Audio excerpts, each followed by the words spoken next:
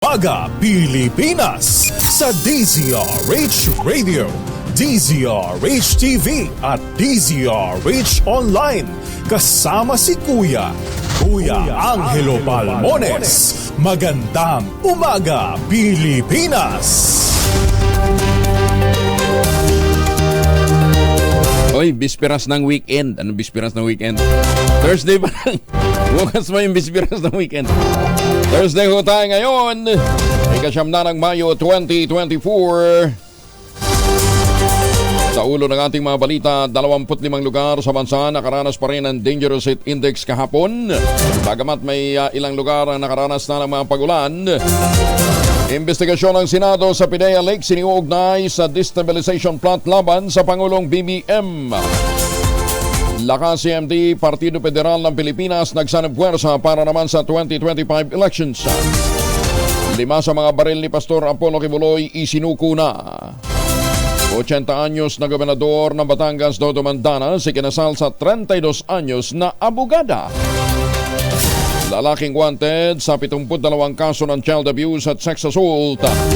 Naaresto naman sa Quezon City. Bagong balita, bagong impormasyon. Kasama si Kuya Angelo Palmones. Magandang umaga, Pilipinas! Kasama pa rin ang Tenembor Radio natin FM Nationwide, ang ating action radio station sa Luzon, Visayas at Mindanao. 91.7 BNFM Radio sa Cebu at 94.3 FM sa Jansan. 12,000. 12,000 na ang nag-iintay na premyo sa ating mahiwagang tunog. Sa detalye ng ating mga balita. 25 lugar sa bansa, kabilang ang Pasay City, ang nakaranas ng Dangerous Heat Index kahapon. Naitala ang pinakamataas na heat index na 48 degrees Celsius sa Dagupan City, Pangasinan. Naku, katabi lang na ito ang Lingayen. Sinunda ng 46 degrees Celsius ng Apari, Cagayan at Rojas City sa Capiz. Ang iba pang mga lugar na nakaranas pa rin ng Dangerous Heat Index ay ang Lawag City, Ilocos Norte at Biracat Anduanes, 45 degrees Celsius. 44 degrees Celsius naman sa Mariano Marcos State University sa Batac, Ilocos Norte. QB Point sa Subic Bay, Olongapo City, Puerto Princesa City sa Palawan, Cuyo, Palawan at Catarman, Northern Samar. 43 degrees Celsius naman ang heat index na naramdaman sa Bacnotan, La Union, Iba, Zambales, Clark International Airport, Central Luzon State University sa Nueva Ecija, Aborlan, Palawan, Dumangas, Iloilo at Giwan, Eastern Samar. 42 degrees Celsius ang naramdaman sa Ninoy Aquino International Airport sa Pasay, Tuguegarao City, Baler, Aurora, San Jose Occidental Mindoro, Masbate City sa Masbate, Mambusaw, Capiz, Iloilo City, Dipolog, Zamboanga del Norte. Ayon sa Pag-asa, ang Iba, Zambales ang nakapagtala ng pinakamataas na heat index ngayong taon, umabot ng 53 degrees Celsius noong April 28. Naimbag na bigat ka na kayo amin sa ating mga kababayan dyan po sa Norte. Ibinungkahin naman ang Department of Health sa mga eskwelahan at iba pang mga tanggapan, kansalahin ang pagsasagawa ng field trip at iba pang outdoor activity sa mga lugar na may extreme danger heat index. Sinabi ng DOH na kapag nasa extreme danger category ang isang lugar, nakararanas ito ng init na katumbas sa mas mataas pa sa 52 degrees Celsius. Inirekomenda rin ng DOH ang pagsasagawa ng modality mode sa mga paaralan o maski sa trabaho. Sa mga nasa danger category na may 42 hanggang 51 degrees Celsius na heat index, dapat ipagbawal ang mga aktibidad para sa mga unclaimed o unacclimatized individual. Meron palang ganun, no? Unacclimatized individual at high risk sa heat illness. Sa extreme caution category na 33 hanggang 41 degrees Celsius, iminungkahan ng DOH na i-reschedule ang mga aktibidad at dagdagan ng rest period at hydration break.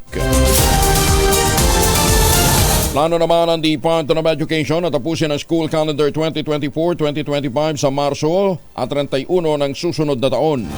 Ito upang bigyan daan ang pagsisimula ng lumang school calendar sa academic year 2025-2026 sa June ng 2025. Ayon kay Education Assistant Secretary Francis Bringas, magsisimula ang school year 2024-2025 sa Hulyo 29 at may 2 buwan pang bakasyon ang mga estudyante bago simulan ang susunod na pasukan. Ibig sabihin, sabi ni Bringas, Iiklian sa 165 ang school days para sa school year 2024-2025 mula sa 180 hanggang 220 days na ibinamandato naman ng batas. Suportado ni Senator Bongo ang pagbabalik ng old school calendar sa gitna ng nararanasang mainit na panahon at idinadaing na alalahanin ng mga guro at mga mag-aral. Ayon kay Senator Go, sinusuportahan niya ang layunin ng DepEd na bumalik sa dating school calendar na ang bakasyon ay ginagawa tuwing tag-araw. Batay sa anunsyo ng DepEd, simula sa susunod na school calendar, babalik na academic calendar ng dati nitong schedule. Sinabi ng senador na talaga namang napakainit ngayon ang panahon at malaking pasakit ito sa mga guro at mga estudyante at nakakapag-antala din naman sa pag-aaral ng mga bata. Sinabi pa ni Senator Go, dapat unahin ang kalusugan ng mga kabataan sa paraang hindi masasakripisyo ang edukasyon. Hoy, at para ho sa mga suki ho natin, lalong-lalo na ho sa mga photography enthusiasts. Nag-aantabay pa rin po ang PAGCOR sa inyong mga papadalang entry sa PAGCOR Photo Contest 2024. Ang tema nga po ay Harvest Time. Ipinapakita po nito ang galing, sipag at pagsisimikap ng mga Pilipino para matugunan ang food security at syempre maisulong po ang kanilang mga pamilya. Ayon kay PAGCOR Chair at CEO Altenco, ang photo contest ng PAGCOR para sa taong ito ay may kabuang premyo na 2.23 million pesos. Kasi yun daw pong mga mananalo, 8 mananalo para sa conventional category ay tatanggap ng tig 100,000 pesos. 8 ang mananalo dyan. 8 din ang mananalo sa bagong drone category o mga larawang kuha gamit ang drone camera. Ang 8 yan ay tatanggap naman ng tig 50,000 pesos. At saka dun sa mobile category o yung pong gamit ay mga kamerang mobile camera o yung mga mobile devices ninyo, 8 din ang mananalo dyan, tatanggap ng tig 50,000 pesos. Ang pagpapadala ng entry ay hanggang July 31, 2024 sa pamamagitan ng www.pagcor.ph/photocon 2024. Padala nyo na ang inyo pong mga entries. Diyos marahing aga sa ating mga kababayan dyan po sa Bicol. Bagong balita, bagong impormasyon. Kasama si Kuyang Angelo Palmones. Magandang umaga, Pilipinas! Ay mga misi, sa may araw ba si Monso pag-uwi galing ng eskwela abay dalian sa germ sa katawan nila para labanan ang muy araw at amoy pawis gumamit ng Shield Bath Soap regularly. Ang Bitabalan Shield sa paglaban sa germs versus another brand may shea butter. Pampalambot ang kutis sa presyong abot kaya 12.50 SRP. Kaya mga misi sa challenge nyo, subukan ng Shield Bath Soap. Galit sa sakit may malasakit, sulit na sulit. Showbiz muna tayo ha. Alam ba ninyong si Ate B at saka si Juday magsasama sa isang pelikula?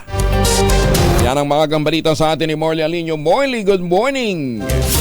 Gising na ang showbiz, rampa na Pilipinas. Sobrang excited itong si Judy Ann Santos maging si Vilma Santos ang star for all season dahil sa kauna-unang pagkakataon ay magkakasama sila sa isang pelikula.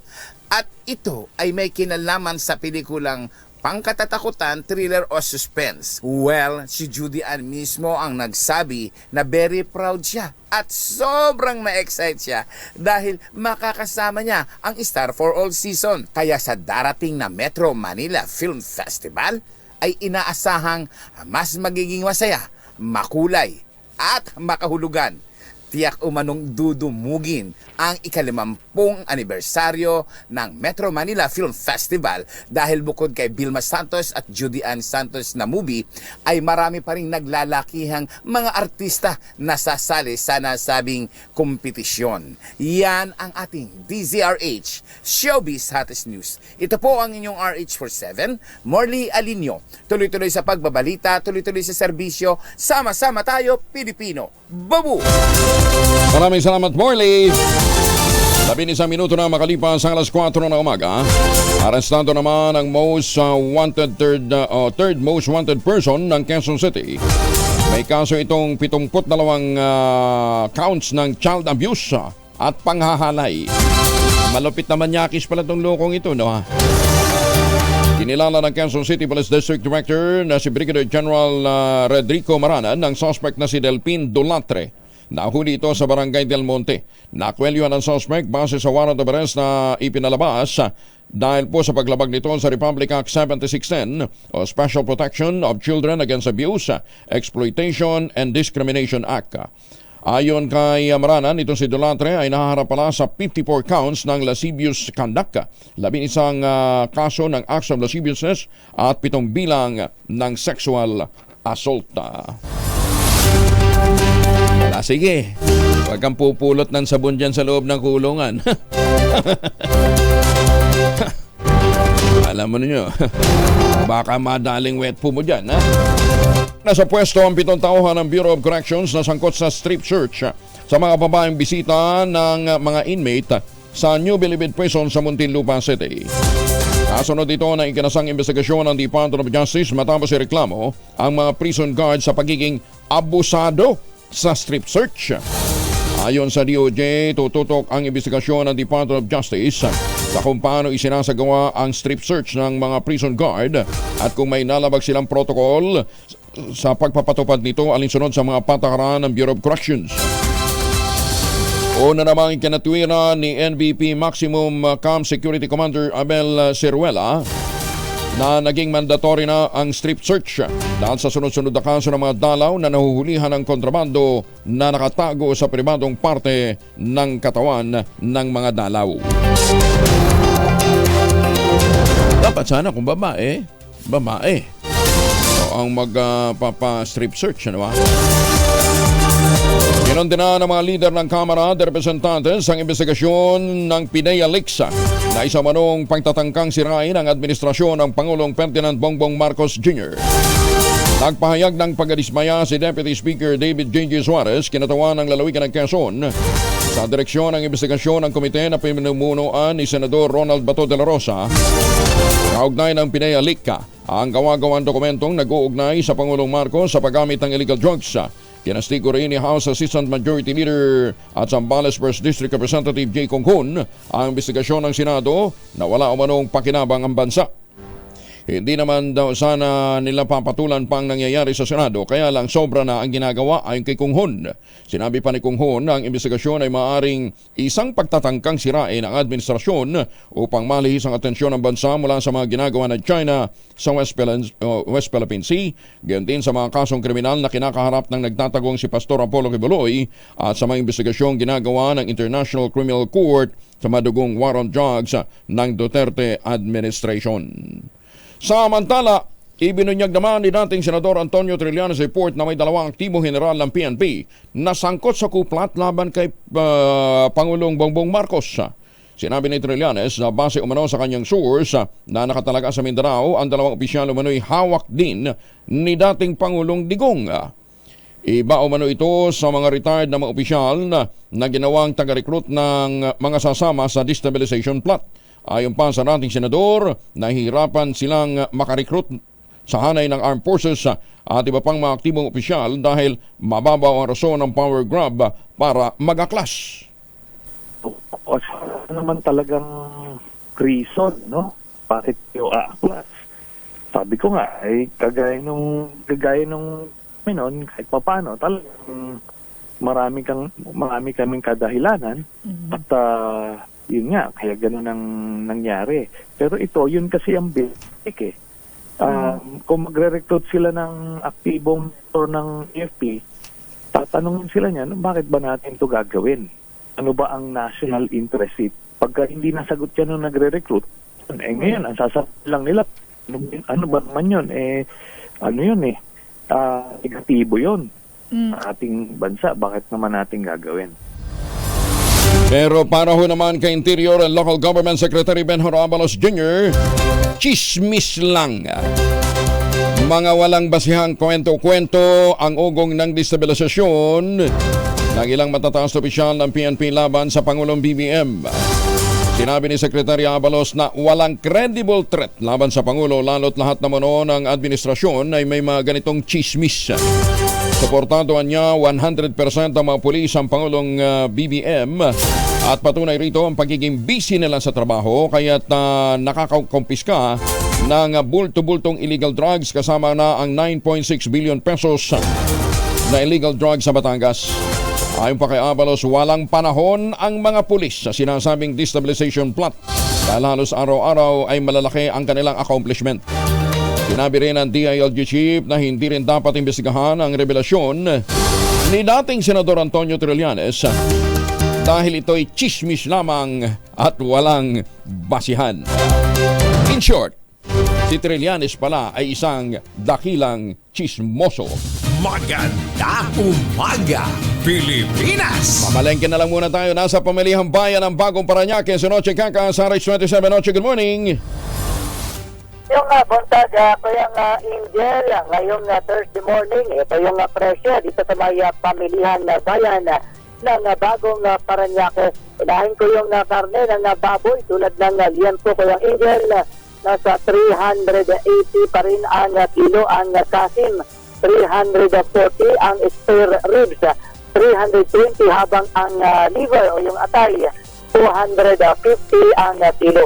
Puntahan naman natin yung manok, ang whole chicken Kuyang Angel, 180 ang kilo. Ang pangpulutan tulad ng chicken feet, 150, yung paa 200, habang ang pakpaka 200 din ang kilo. Ang baka naman Kuyang Angel, ang laman 470. Puntahan natin yung gulay, ang sibuyas sa pula 90 pesos ang kilo, yung sibuyas sa puti 80.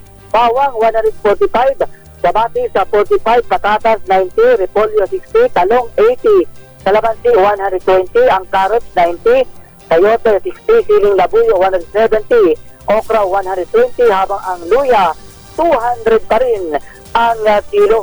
Ang action word naman, tulad ng isda, bangos 240 ang kilo, yung tilapia 160, galunggong 240, tulingan 240 rin ang kilo, pusit 400, at ang sa mga mahihilig sa hipon, nasa 480 ang kilo. Isama ko na rin yung akipal sa mga magkakape ngayong umaga. Ang refined sugar ko yung Angel, 90 pesos ang kilo. Ang was sugar, 80. Habang ang brown sugar, 80 pa rin ang kilo. Yan ang presyo ng ilang pangunahing na bilihin dito sa pamilyang bayan ng Bagong Paranaque. Mula sa kanunan sa Pilipinas, DCRA. Ako sinutultuloy sa pagbabalita, tuloy-tuloy sa serbisyo. Sama-sama tayo, Pilipino. Dagang salamat, Noche. Magandang umaga, Pilipinas! Di para may pamalengke. Ito na po ang mahiwagang tunog nagkakahalaga ngayon ng 12,000 pesos. Para po sa mga sasagot sa text line natin at online, 12,000 pesos din. Mahiwagang tunog!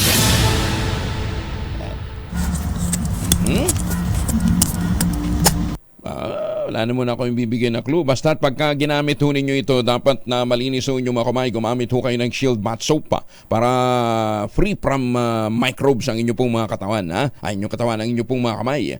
Yan, ha? Hindi lang naman kasi sa paliligo ginagamit ang Shield Bath Soap. Pwede ho rin niyang pang-disinfect o panglinis ng ating mga kamay. Ang inyong pong mga sagot, ipapatalo po ninyo sa mga text line 0919-282-6485 sa mga sasali text line. Yan, 0919-282-6485. Sundin ang tamang format ng pagka-text, empty space, name slash, other slash, contact number slash at ang iyong sagot. Isang beses lamang po maaaring mag-text sa ating text line gamit po ang inyong mobile number.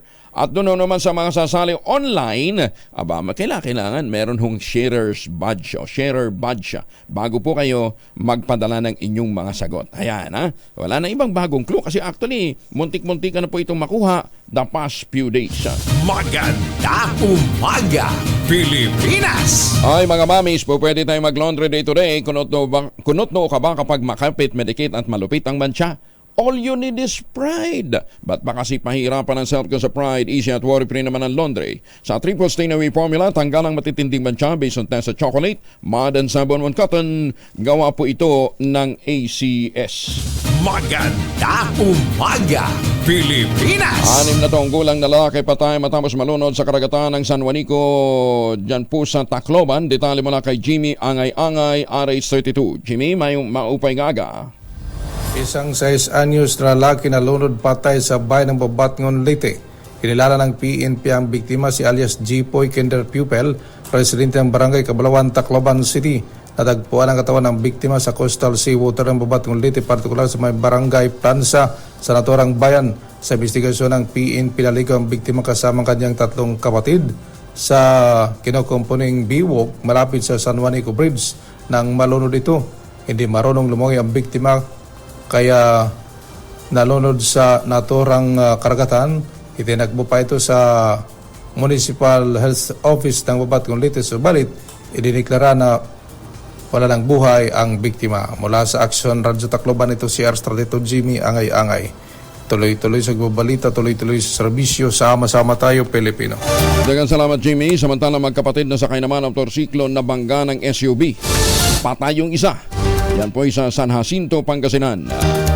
Masantos siya kabasan, i-check sa ating masuki dyan sa Pangasinan. Detalye na balita mula kay Freddy Pajardo. Richard Tate, Freddy. Patay ang 19 anyos na binata na kinilalang si Clark Jovan Quizon, habang sugatan naman at nagpapagaling sa ospital ang kanyang 16 anyos na kapatid matapos silang maaksidente sa kahabaan ng barangay Magsaysay, San Jacinto, Pangasinan. Sa ulat ni Chief of Police Major Larry Noble, sakay ng motorsiklo magkapatid na minamaneho ni Clark at pauwi na sana sa kanilang tahanan mula sa pagtitinda ng kape sa palengke, at habang binabagtas ang Provincial Highway, bigla namang lumiko papunta sa gasoline station ng isang SUV at aksidenteng nabangga ang magkapatid. Nagtamo ng malubang sugat sa ulot katawan si Clark, habang minor injury lamang ang tinamo ng kanyang kapatid. Nakapadugo ang sinugod sa paggamutan, subalit idiniklarang dead on arrival ng attending physician si Clark, habang ang minor de edad nitong kapatid ay patuloy pang nagpapagaling sa hospital.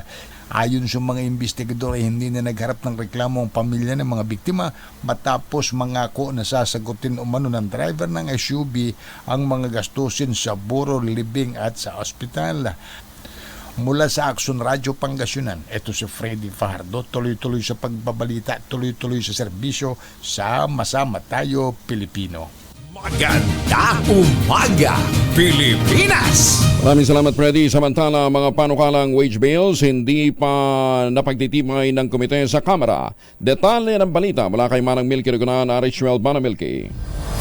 Hindi pa rin napagbobotohan sa House Committee on Labor and Employment ang mga panukalang aumento sa sweldo para sa mga manggagawa. Sa hearing ng komite, iginit ng iba't ibang grupo na aprobahan na ang wage hike bills, lalo na't nakatatlong hearing na ang komite. Ayon kay Luke Espiritu ng Buklura ng Manggagawang Pilipino, kailangan bilisan na ng komite ang pagkilos dahil sa hindi maawat na inflation o mabilis na pagtaas ng presyo ng mga produkto at serbisyo. Sabi naman ni Joshua Mata ng Sentro ng mga nagkakaisa at progresibong manggagawa, lahat ng mga tinalakay sa mga hearing ng House Labor Committee ay narinig na nila sa Senado at naipasa na rin ng mga senador ang panukala.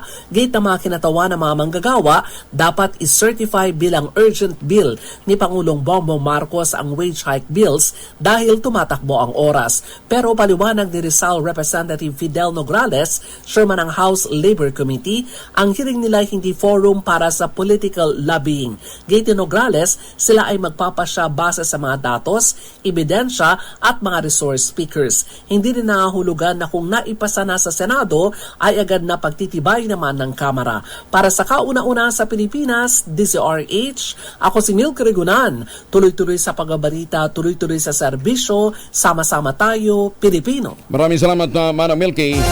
Nasabat naman ng Bureau of Customs ang mahigit sa 56 million pesos na laga ng shabu tinanggang ipuslit papasok ng Pilipinas mula Thailand. Ayon kay Customs Commissioner Benvenido Rubio, nakatago sa 2 balikbayan box na may lamang 2 electric pans at 5 water heater ang nasa 8,294 grams ng illegal drugs. Nakakonsign ang shipment sa Philippians 419 Export and Import General Merchandise Corporation.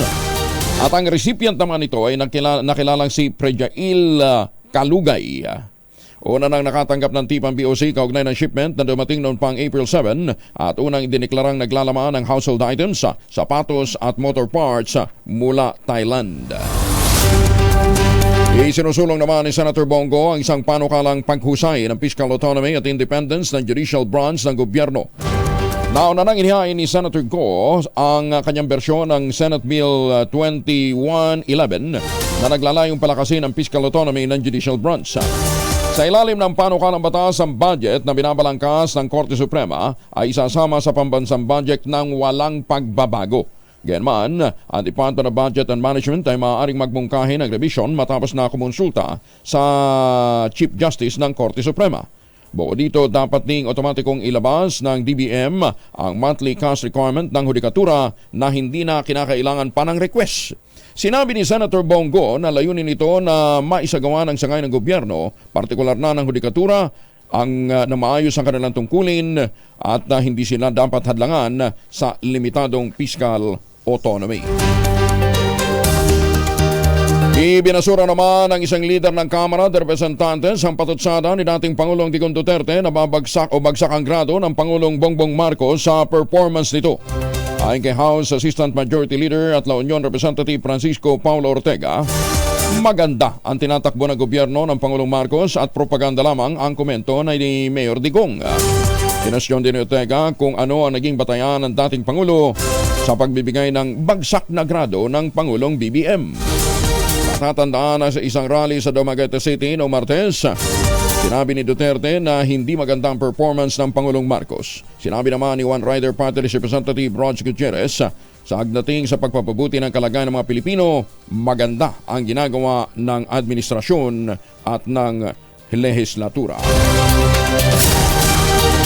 Inupakan nga ng dating Pangulong Digong ang revokasyon ng kanilang permit sa pagsagawa ng peace rally sa Dumaguete City sa Negros Oriental.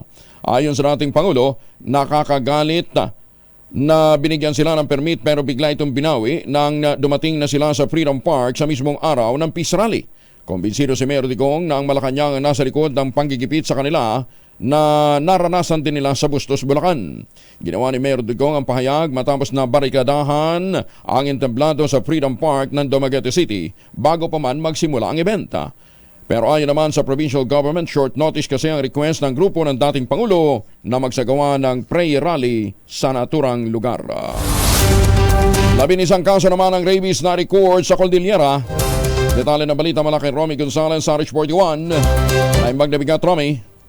Hindi pa makakamit ng Cordillera Region ang hangad nito maging rabies-free matapos na itala ng Department of Agriculture Cordillera Livestock Division ang 10 kumpirmadong kaso ng rabies sa mga alagang aso sa unang bahagi ng 2024. Ayon kay Dr. Henry Gwain Salas, veterinarian ng Department of Agriculture, mula 2019 hanggang sa kasalukuyan abot na sa 114 na kaso ng rabies ang naitala sa iba't ibang lalawigan sa rehiyon. 5 sa Abra at 5 rin sa Ifugao. Ipinaliwanag ni Salas na bawat taon ay bumababa ang naitatalang kaso. Noong 2019 ay 45 kaso, 22 noong 2020, 18 noong 2021, tumaas noong 2022 matapos may lista ang 26 na kaso, subalit bumaba noong 2023 na may 19 na kaso. Ang pinakamabisang paraan para hindi makamitan ng rabies sa mga alagang aso ay sa pamagitan ng pagbakuna kapag 3 buwan na ang edad ng aso. Mula sa kauna-unan sa Pilipinas DZRH, ito si Romy Gonzalez, tuloy-tuloy sa pagbabalita, tuloy-tuloy sa serbisyo, sama-sama tayo Pilipino. Maraming salamat, Romy. At sa lahat ng mga may lakad ngayong araw na ito, magbaon ho tayo ng proteksyon ng pamilya laban po sa mikrobyo. Yan po ang family alcohol. Dalawang formulation ng family alcohol na pwede nating pagbilian. Yung family 70% isopropyl alcohol, especially prepared for clinics, hospital, pharmacies, laboratories. Pero okay na okay din po yan sa mga households. Very effective sa disinfection at sterilization. Ganyan na bagsik ng family 70% isopropyl alcohol. Maghapon man natin gamitin, no problem. Hindi po manunuyo yung mga kamay dahil meron po itong moisturizer. Yun namang mabangong family rubbing compound improved alcohol. Yun po yung mabangong isopropyl alcohol na ginagamit ng mga masahista, mga barbero, mga doktor, mga nurse, mga komadrona for sponge bathing and other cleansing purposes. Family rubbing alcohol parang DZRH subok na sa mahabang panahon, mabibili sa namang butik at convenience stores nationwide. Family rubbing alcohol, hindi lang pampamilya, pang sports pa. Maganda umaga, Pilipinas! 31 na makalipas ang alas 4 ng umaga. Maganda umaga, Pilipinas! 34 na makalipas ang alas 4 ng umaga. Ay, Mother's Month na. Mother's Day sa Sunday, ha. I-ready nyo na yung inyong pambili ng tangerine chocolate para naman maging masaya si Mami, si Lola, ang inyong mga esposa. Ang tangerine chocolate po ay produkto ng mga magnaniyog dyan po sa lalawigan ng Quezon sa tulong nga po ni Dr. Helen Tan. Ito pong mga magnaniyog na dating umaasa sa kopra, mga magsasakang dati umaasa po sa kanilang harvest. Ngayon po ay mga MSMEs na dahil nagpuproduce sila hindi lamang po ng kakao, kundi iba pang mga raw materials para sa production ng tangerine chocolate. I-check po ninyo, tangerinechocolate.ph, nandyan po yung mahigit 10 variants ng tangerine chocolate na mga raw materials na ginamit ay galing din po sa ani ng mga magsasaka. At sabi nga po ni Dr. Helen, sino bang magmamalasakit sa Pilipino kundi ang kapwa Pilipino? Kaya pag tinatangkilik po natin ang gawang atin, sinusuportahan ho natin ang ating mga magsasaka. Sabi po ni Dr. Helen Tan, text lang ho kayo o tumawag sa 0919-095-5935 para po sa inyong supply ng tangerine chocolate. Pangregalo sa inyong mga nanay, sa inyong mga mahal sa buhay, ngayong pong Mother's Day. Tangerine chocolate, yan po ay produkto ng mga magdiniyog ng mga magsasaka dyan po sa lalawigan ng Quezon. Maganda umaga, Pilipinas! Napuno ng mga politiko, nasyonal at lokal ang katatapos na kasal ni Batangas Governor Hermelando Dodo Mandana sa abogadang si Angelica Chua sa isang church wedding sa Batangas City. Ito yung binabanggit natin, diba, noong mga nakarang araw. Kabilang sa dumalo ang Pangulong Bongbong Marcos Jr. at First Lady Lisa Marcos. Sa kanyang wedding vow, sinabi nitong si Governor Dodo, "I came here not only on my own free will, but full of love." Naksa! Sinabi pa ng gobernador, "We are both ready to raise as good Christians the children who will give us, who God will give us." That is really the essence of our union, of our marriage, to have children who we will raise in a Christian way. Si Governor Dodo po, 82 anyos na. Oo. 32 lang yung kanya mapapang. Pwede pa. Pa naman. Bagol tabayo. Sa kanyang wedding vow naman, ibinunyag ni Chua na halos 50 taon siyang mas bata kaysa kay Governor Dodo nang hiniling ni Mandana sa kanya na maging misis sa araw ng mga puso. Nung Valentine's Day, kita nun ninyo. Naiyak pa si Atty. Chua habang ipinapaliwanag kung bakit pumayag siyang pakasalan ng gobernador na malaki agwat ng edad sa kanya. Ito hong kanyang paliwanag. Kita nung nag-i-emote ako dito, biglang mo akong aabutan ng kala ko naman may memo na itigil ko. Ito. Giselle, magaling ka na ba? Normal lang yung rayuma, ha? Normal lang magkarayuma, ha? Etong sinabi ho ni Atty. Chua habang siya ho'y naiiyak. "I've had my heart broken so many times that I guarded up and raised my standards so high, wala dapat umabot, so I won't get hurt again. Until you came." Ipinakita mo sa akin na karapat-dapat akong mahalin at respetuhin na sa iyo ay maaari kong ilagay ang aking bantay. Kita mo naman ninyo. Congratulations kay Gov Dodo, ha? Matagal namang biyudo na si Gov Dodo. Tsaka nakita ko rin kung paano niya minahal yung kanyang may bahay na dati naman pong kongresista. Maganda umaga, Pilipinas! Meron din pong 4 na pong pares ng mga magsing-irog na ikinasal sa kasalang bayan sa Hermosa, Bataan. Nakiparty naman si Danny Comilang, RH37. Danny, good morning. Ikinasal sa kasalang bayan ang 40 pares na magsing-irog sa bayan ng Hermosa, Bataan kahapon ng umaga. Tumayong ninong dito itong sina Board Member Tony Borroman, Governor Joey Garcia, 2nd District Congressman Albert Garcia, na kinatawanan ito ni Michelle Caraig at Mayor Jopit Inton na siya naman ding nagkasal sa mga ito, at may bahay nito na si Attorney Anlorin Inton na SBMA Director at Maria Rosario de la Rosa Philippine Statistic Authority PSA. Bawat pares na ikinasal ay may natanggap na regalo, cake, picture frame at perang cash at may libreng catering. Ang pinakamatanda sa ikinasal ay edad 64 at ang kapater naman ito ay edad 59. Sinabi namang ito sa DZRH News na kapwa sila may mga nauna nang naging pamilya at mga anak bago sila nagkakilala at nagkaibigan at sa huli ay nagsama at tumantong sa kasalang bayan. Pinayuhan sila ni Mayor Inton kung sila ay dati ngang nagsasama lamang dahil sa kanilang mga kagustuhan. Ngayon ay nagsasama na sila, nasaklaw na ng batas at hindi basta pwede maghiwalay sa kagustuhan lang at may batas ng susundin. Nagpapasalamat naman ng malaki kay Mayor Jopit Inton ang mga ikinasal dahil ngayon ay masasabi ng legal ang kanilang pagsasama. Mula sa kauna-unahan sa Pilipinas, DZRH, ito si Danny Kumilang. Tuloy-tuloy sa pagbabalita, tuloy-tuloy sa serbisyo. Sama-sama tayo, Pilipino! Maraming salamat, Danny. Maya pa ba kakayungan sa ating po mga kababayan dyan po naman sa Pampanga. O doon sa mga bagong kasal, dapat bili din ng bagong bahay. 20,000, yung mga pinangregalo sa inyo ipirin nyo yan 20,000 pesos all-in down payment. Pwede ka nang maglipat bahay agad after 7 days ng take-out ng Pag-ibig Housing Loan. Ito na po yung pinakamura na ready for occupancy unit sa housing industry with easiest term. 5% lamang ang down payment, pwede pang hulugan. Kaya ano pang iniintay po ninyo sa mga bagong kasal Ito pa rin ang pangarap na magkaroon ng sariling bahay sa presyong abot kaya. Makipag-ugnayan na sa 0996-501-5555 o dili kaya sa 0947-434-5555. Napakalapit lamang po nito sa mga eskwelahan, munisipyo, simbahan, at saka kahit sa palengke. At iba pa hong mga amenities at napakalapit lang din po nito sa Clark International Airport at Clark Economic Zone.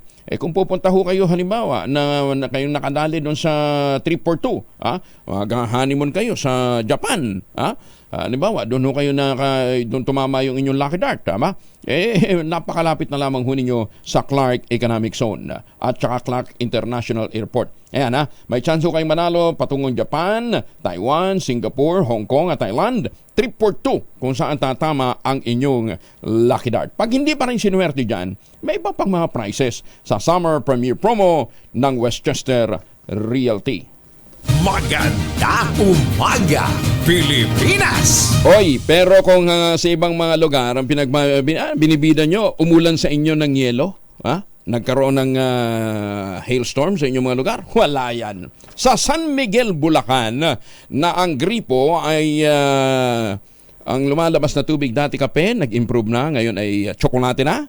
Ay, pero improve na daw ngayon, pineapple na malaihi. Dahil yan po ay siniservisyohan ng Pamana Waters. Alam ba ninyo na umulan ng pera? Umulan ng pera nung piyesta nila Kamakalawa.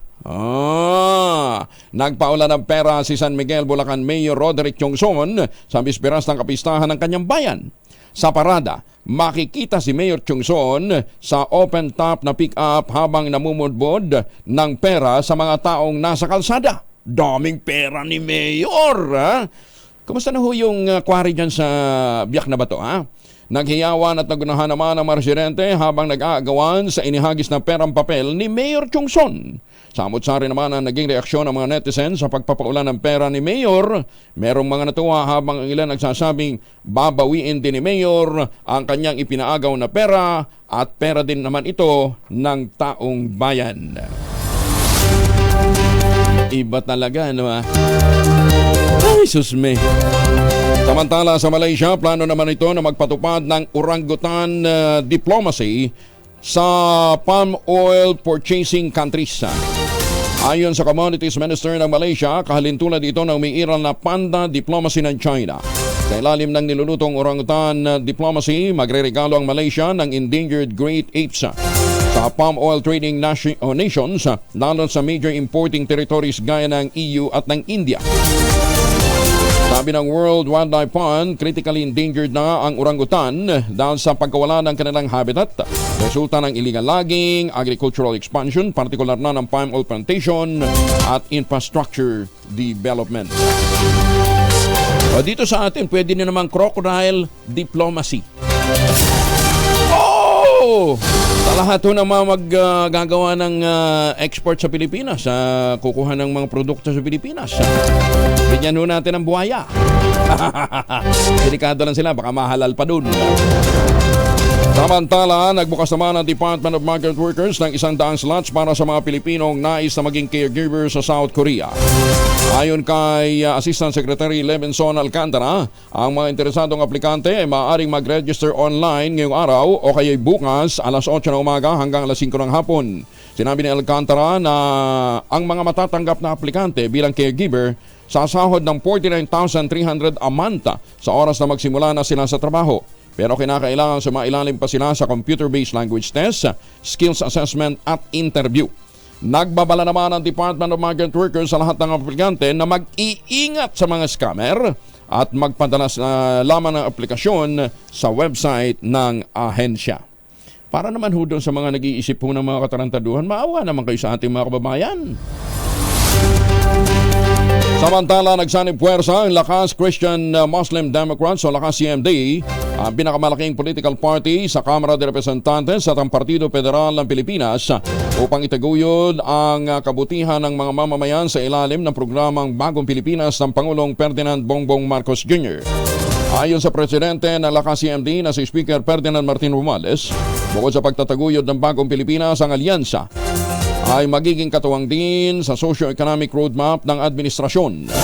Sinabi pa ng mababatas ng Lakas CMD Alliance ay tugma sa layunin ng Pangulong Marcos na pag-isahin ang iba't ibang sektor ng bansa.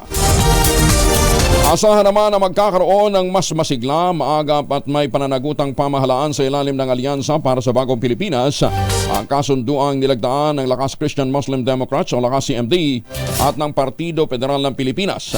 Ito naman ang sinabi ni Speaker Ferdinand Martin Romualdez, ang Pangulo ng Lakas CMD, na meron ng 100 miyembro ngayon sa Kamara. Sa pagpasok na kasunduan ng Lakas CMD at ng PFP, magsisilbi itong pangunahing nagsilbing panauhing pandangal pala ang Pangulong Bongbong Marcos, ang chairman ng Partido Federal.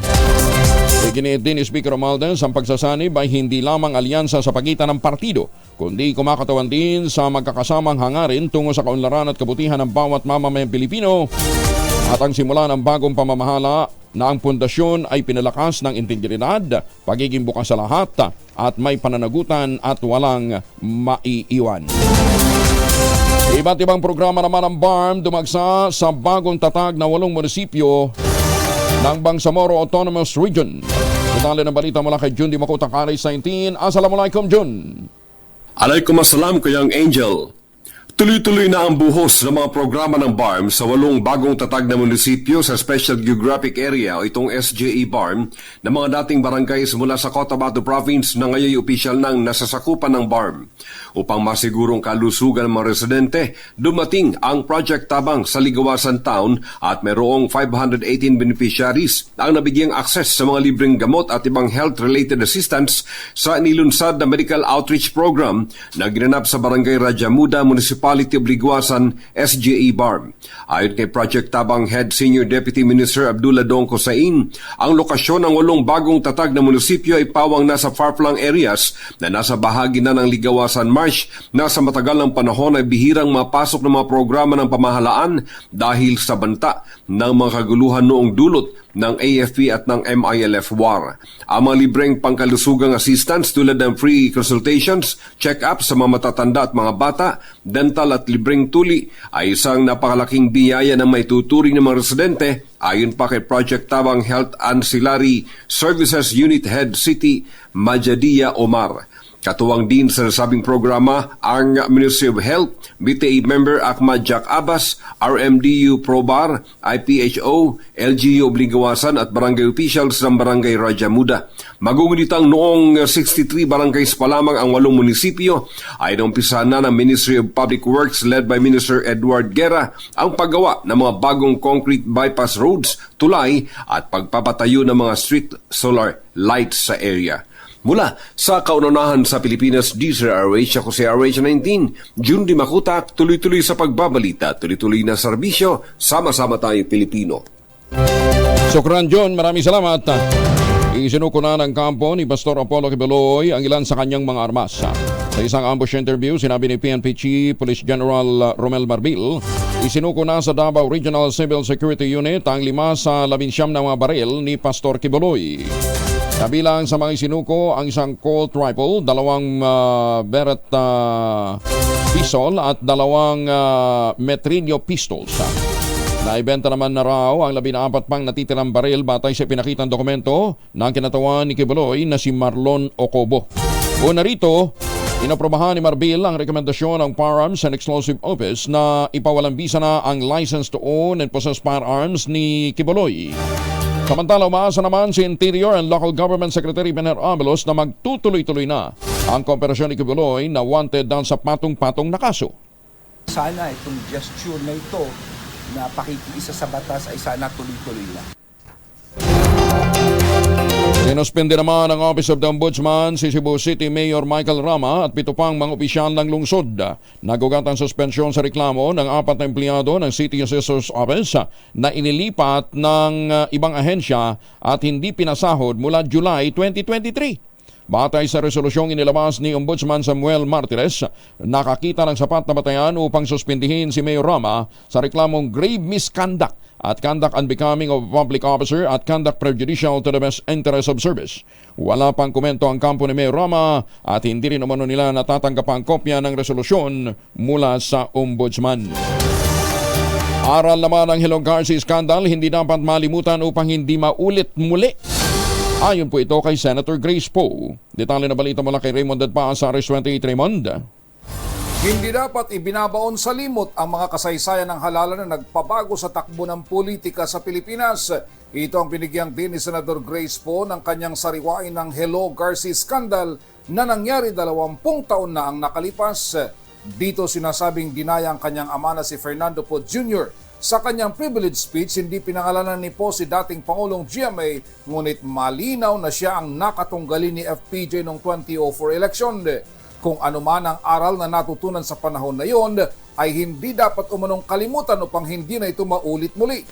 Ang Hello Garcia scandal ay nagbunga ng sunod-sunod ng impeachment, ngunit walang naparusahan. Sa katunayan, ay sila pa rin ay nasa kapangyarihan sa ngayon. Marami na umanong batas na naipasa kasama ng automation, ngunit hanggang ngayon ay marami pang problemang dapat tugunan sa halalan. Kasama na ang vote buying na ginagawa na ngayon online o sa pamagitan ng mga e-wallet. Giit ni Poe, hindi ito personal para sa kanya't kanyang pamilya, kundi nais lang nitong mailahad ang katotohanan habang nalalapit na naman ang isang halalan na gaganapin sa 2025. Narito si Senator Grace Poe. There were many impeachment complaints but no one was pushed for this crime. The guilty remains in power, taking refuge in our collective amnesia to delete our memory on the wrongs they have committed. Pagala-gala pa rin si Garcia, parang wala lang nangyari. Matagal kong pinag-isipan kung sasariwain ko uli itong mapait na yugto. Ngunit hindi ito isang personal na bagay lamang. Ito ay kasaysayan na dapat hindi malimutan, dapat magsilbing aral sa bago at darating pang henerasyon. Para sa kauna-unahan sa Pilipinas, DZRH, ito si Raymond Dadpaz, tuloy-tuloy sa pagbabalita at tuloy-tuloy sa serbisyo. Sama-sama tayo, Pilipino. Maraming salamat, maraming salamat Raymond. Senator Grace Poe, hindi po totoong walang naparusahan. May naparusahan po. Yung nag-expose. Maganda umaga, Pilipinas! Yung nagpahintulot na yan po ay mailabas, naparusahan. Sige! Magandang umaga ho mga suki! Maganda bang gising nyo? Dapat magandang gising kasi maganda yung tulog. Para ho magkaroon tayo ng magandang tulog, aba, mag-ultabayo. Ang kauna-unahang postbiotic food supplement na rekomendado ng mga doktor. Ano nga ba po ang postbiotic? Inaral po ito batay ho sa clinical trial ng mga Hapon. Ito po napatunayan na magandang gamitin para ho, lalo-lalo na yung humihina ang immune system, ha? Yung mga cancer patients, mga senior citizen, immunocompromised.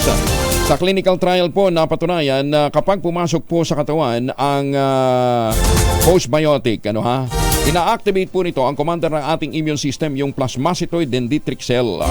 At pagka ito'y pumasok na sa ating katawan, itinataboy ho yung mga toxins Habang tayo po ay natutulog, pinalalakas nito ang ating immune system, pinalalakas ang ating katawan para magkaroon tayo ng magandang tulog. Nabukasan, magandang gising. Pagka magandang gising, maganda ang mood. Available po ito sa Lazada at Shopee. Siguraduhin lamang na galing po sa Tioxis Health Ventures. Para po sa inyong mga concerns po, pwede ho kayong mag-text o tumawag sa 0917-110-6580. Bibihira po ang mga food supplements na meron pong clinical trial talaga. No, ha? Kaya nga po ito sa Japan ay tinuturing na isang adjunct treatment para po sa mga may cancer. Available po sa Mercury Drug, Amesco Drug, Pasmed Pharmacy at John's Pharmacy. Ganyan din po sa Curamed. Sa panahon ho na problema natin ang puyat, pagod at stress, lalong-lalo kung nagpunta ka ng West Philippine Sea, at tiningnan mo yung sitwasyon doon, ang kapakanan ng ating mga mangingisda, katulad ni Commissioner Goyo Larrazabal. Kailangan mo talaga ng pang-boost ng iyong immune system. Ultamayo, ang kauna-unahang postbiotic food supplement na rekomendado ng mga doktor at rehistrado sa Food and Drug Administration. Maganda umaga, Pilipinas! Sandali lang ha, at maya-maya makakasama ho natin ang ating special reporter. Special correspondent ng 2x2 mamaya, pero bitin yung kanilang kwento dahil nung habang nandun lang siya sa West Philippine Sea, pabalik, iba naman ho ang kanyang mga nakita. Maghanap buhay muna tayo, 5 minuto na lamang, alas 5 na ng umaga. Uyang Angelo Palmones, magandang umaga, Pilipinas! Naimag na bigat sa mga kababayan natin dyan sa may Bayumbong, Nueva Vizcaya. Kasama na natin si dating Kamala Commissioner Goyo Larrazabal. Attorney Goyo, magandang umaga po sa inyo. Parang umitim ka, Kom. Okay. Ganong katinding init dun, ha? Ganong katinding init. And this is just 3 days of at sea plus baka 2 hours of swimming kasi nandun kami sa shoal, no, naka-park kami doon ng barko. Mm-mm. So lumapit kami sa shoal. So nakaapak ka talaga. I walked on the shoal. Nakalakad talaga ako sa shoal. Sa Scarborough Shoal. But sa Scarborough Shoal kasi sa map, makita po parang island eh. Wala, everything is underwater except for a few rocks. Kung low tide, hanggang siguro below the knee yung malakad mo. Pero mahirap Hirap talaga kung. Kasi to get there, umalis kami sa Masinloc after I met with Mayor Lim, the mayor of Masinloc, Zambales. 17 hours papunta ng Scarborough Shoal. Oh, 17 hours. Kasi 17 hours. Oo. Gaano kabilis yung bangkang sinakyan nyo? Ilang knots yun? It is going about 8 nautical miles. 8 nautical miles yung speed niya. It's a big bangka eh. May maganda motor. Paglabas mo sa Front Cove sa Masinloc, medyo choppy na. A few hours after, medyo lakas na alon. To think, magandang panahon ngayon, choppy pa rin, as in, magsisi ka, kawawa ka doon. Oh, okay. Pero ano naman, naka-life vest naman siguro kayo? No, wala. May life vest naman doon, but walang life vest. Wala nga tulugan eh. Walang banyo sa barko. Sa bangka, walang banyo sa bangka. Natulog ako sa taas ng, alam mo yung styrofoam na ginagamit na panglagay ng isda, di ba? Doon ka matutulog sa taas noon. Or yung sa katig. Okay. Tapos, ang jingle at saka ang poops para na sa isda. So, natutulog ka sa taas ng isda. Parang exciting yung adventure na yan, Kong Goyo. So, ilang araw kayo doon? 3 days? Ang init nun, ha? 3 days kami doon. So, basically, 4 nights total. Kasi, first night, papunta doon is 17 hours. Next, pabalik. Alam mo yung sabi nila, minsan, yung waves doon, kung hindi magandang panahon, up to 9 feet tall. Okay, wow. Ganon ka. So, pagka panahon ng tag-ulan? Panahon ng tag-ulan. Ang ginawa ko naman is, gusto ko talaga mapakita yung buhay ng mga isda. Hindi madali Kasi ang hirap. Buti nga ngayon, nakadala ko ng internet connectivity, Starlink, di ba? But Oo. minsan sila doon, isang linggo, 2 linggo, ang connection ng radyo. Naririnig yung, that's how they connect. Walang telepono, as in, on their own sila. Kawawa sila. Kawawa talaga. Oh. Anyway, nung na-interview ko nila ni Jerry at saka ni Anthony, naikwento na, kausap na nila yung mga mangingisda, ano ha? On your way back, ano nakita nyo? Okay. Kasi sa Scarborough Shoal, maraming mga Chinese militia vessels doon. Okay. As in, lumalapit ka sa amin eh. Ito siya, on the way back, para sa Scarborough Shoal, mga 13 nautical miles from Scarborough, may nakita kaming biglang sa layo, parang ano ba yun? Commercial ship? Hindi. Parang barko eh. Lumalapit talaga sa amin. Mm-hmm. Then we crossed it. Yun, nakita namin. That's not a Coast Guard eh. Barko o yate? That's not a Coast Guard yun. Barko o yate? Barko yan. Barko talaga? That's a Chinese Navy ship. Okay. Pero ano naman, wala namang walang challenge sa inyo, walang radio challenge sa inyo. Wala naman. Wala naman radio challenge. Makita mo talaga, they're from north, south, going up north. Nagpapatrolya talaga sila 30 nautical miles from Scarborough. So parang may line of parang may linya yan na punta sa you're going towards us eh. Pero pag lumampas kami where they were, next they turned around. So parang alam mo nagpatrolya lang sila going north and south. Parang, ito siya. Parang check na namin kung ano mga bangka, di ba? Okay. Pagkatapos, ito yung interesting eh. Kasi gabi na, mga 7 o'clock, I think mga 7:30. Mm-hmm. Or later, no? Gabi na, di ba? So, kasi total darkness yan eh. Bigla may nakita kaming lumalapit ng bilis, 3 ilaw. Sabi namin, barko yan. Kasi 3 ilaw, yung isa sa harap, green, yung isa medyo taas, I guess that's on top of the radar, di ba? Next yung isa sa likod. Parang they were on a course to intercept us. Mm-hmm. Ang ginawa namin is, nag-flashlight kami to the vessel. Flashlight lang ha? Flashlight lang. Flashlight. Kasi ito yung ginagawa ng mga isda doon na magpa-flashlight sila.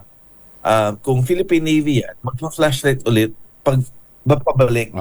Or commercial ship, mag-flashlight yan. Para signal, oy, di ba? O dan kami or something. Kapag flashlight, wala talaga. Okay. Walang reply. Wala. So, ang ginawa namin is, maganda galing yung kapitan namin na umikot, parang pag ganyan kami, parang it's about, parang we're going to collide na eh. Okay. Ang ginawa ng kapitan, that picture is in the morning. May isang picture na sa gabi na as in ilaw lang. Pag ganyan yan, so ang ginawa namin, umikot kami. Next, we went at their back. Pag ganyan namin, umikot rin sila. Umalis sila. Next time, parang nagpatrol na talaga. Teka muna, saan sila kumukuha ng gasolina para sa ganong katagal na operasyon? Ha? I don't know, basta parang there's like, may 2 vessels na nakapatrolya, like 30 nautical miles from Scarborough Shoal, and these are not Philippine ships. And there's another one that's about 40 nautical miles. Pat layo na, di ba? Wala, parang siguro may supply ship sila, di ba? Hindi, ibig sabihin, yung mga mangingisda natin, kung ganong katagal ang operation, halos 24/7 silang patakbo-takbo, at 24/7, 24 hours, hindi sila nauubusan ng gasolina? Yung fishermen? O kalkulado na talaga na? Yung mga mangingisda ng Pilipinas, you travel to Scarborough. Pagdating mo sa Scarborough Shoal, yung malaking bangka, may mga maliit na bangka nakasabit doon or nakalagay sa katitig, di ba? Next, mag-dock na yan. Mag-dock na yan sa gilid ng Scarborough Shoal. Pagkatapos, iikot na yung mga maliit na mga food. Okay. Yun ang huhuli ng isda. Yun ang fishing. Okay. Assumption ko kasi before is, akala ko, yung mga isda na Pinoy, magagamit ng lambat or net, no? Sabi nila, hindi, as in, they never use the net. Alam mo bakit? This makes sense, ha? As in, galing talaga ng mga Pinoy ng mga isda. Sabi nila, they want to protect that area. Yung mga Pinoy, ha? So, kung mag-spearfishing sila, spearfishing to ko, ha? Spearfishing sila, makukuha nila yung isda lang na kailangan nila or gusto nila. Kung mag-net sila, baka masabit pa sa mga corals, at makukuha nila yung mga isda na hindi naman lang kailangan. Gusto. Diba? Okay. Okay, so, ilang gabi kayo doon sa Scarborough? 2? 2 nights, pero 1 night to get there, 1 night to get back. So, 4 nights total. 4 nights. On your way back, hindi naman kayo hinabol na? Kaya nga, on the way back, may nakita kaming barko. Bilis parang that boat. From the horizon, as in, wala. Parang,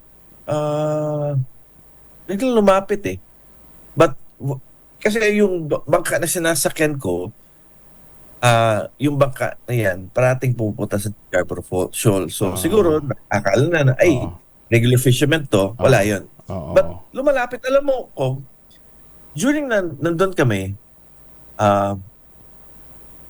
alam mo yung pagka-interview namin ni Katunying at saka ni Jerry, weird because during that interview, biglang may lumapit sa amin na barko during the interview na pag-end ng interview, as in, lumapit talaga sila next, like mga 5 to 10 minutes, nandun lang. Namamasid, pagkatapos, alis ka agad.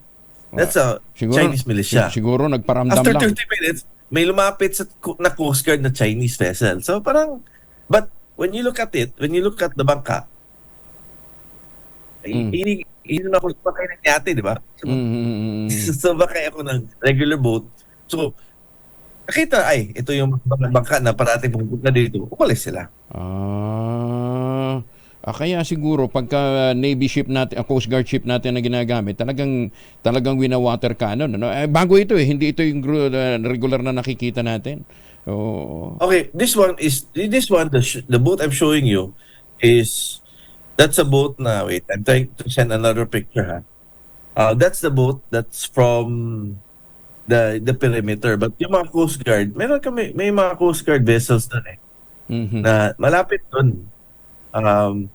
Nagpatrolya talaga sila. Sorry, hindi wala akong makita dito na picture ng mga boat.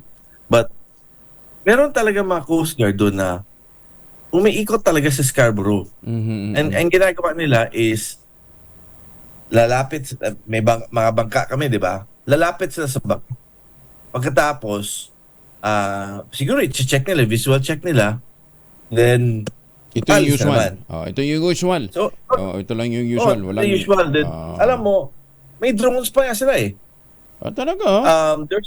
There's one time na yung kapitan na sa barko na sa bangka na sinasakyan ko, may dalawang parang foreigner yata.